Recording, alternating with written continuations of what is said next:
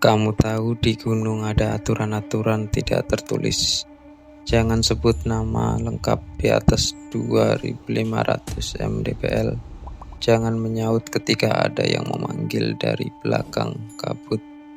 Dan jangan pernah menerima tawaran pendaki lain yang kamu temui di jalur sepi.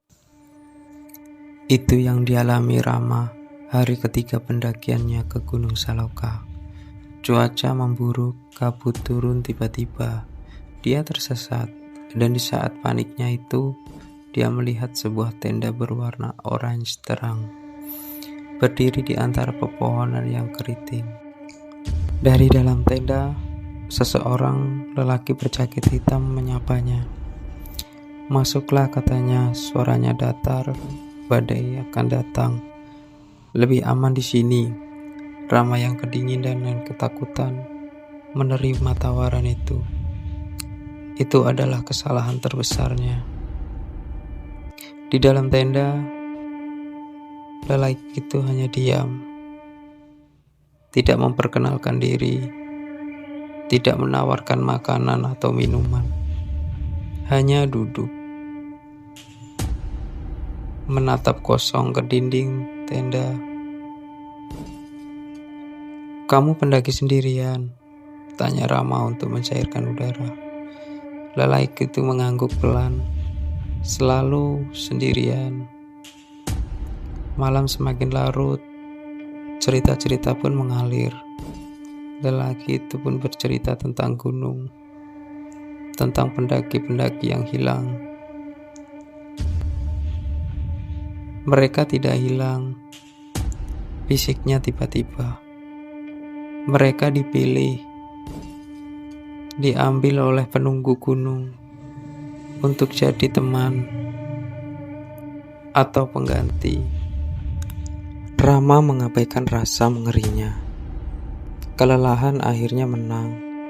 Dia tertidur, tapi di tengah malam dia terbangun karena dingin yang menusuk tulang.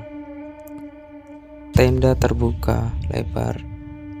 Lelaki itu sudah menghilang, dan di sebelah sleeping bag-nya terbaring sebuah jaket hitam, basah oleh embun, dengan sebuah nama tersulam di bagian dada. Sebuah nama yang familiar bagi Rama. Nama itu adalah nama pendaki yang hilang 3 tahun lalu, yang pernah dibaca di berita. Rama berlari meninggalkan segala barangnya. Kabut masih tebal, tapi satu hal yang dia ingat, jangan menoleh ke belakang. Namun, di tengah larutnya, dari arah kabut, dia mendengar suara itu lagi. Suara lelaki di tengah tenda tadi, tapi sekarang bergema, seperti berasal dari banyak arah sekaligus.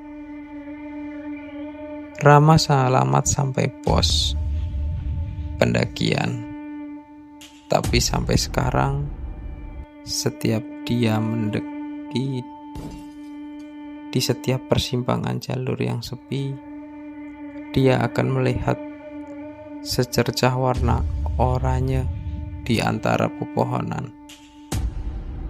Dan kadang di malam berangin, dia bisa mendengar suara tenda yang terkunci dan bisikan memanggil namanya.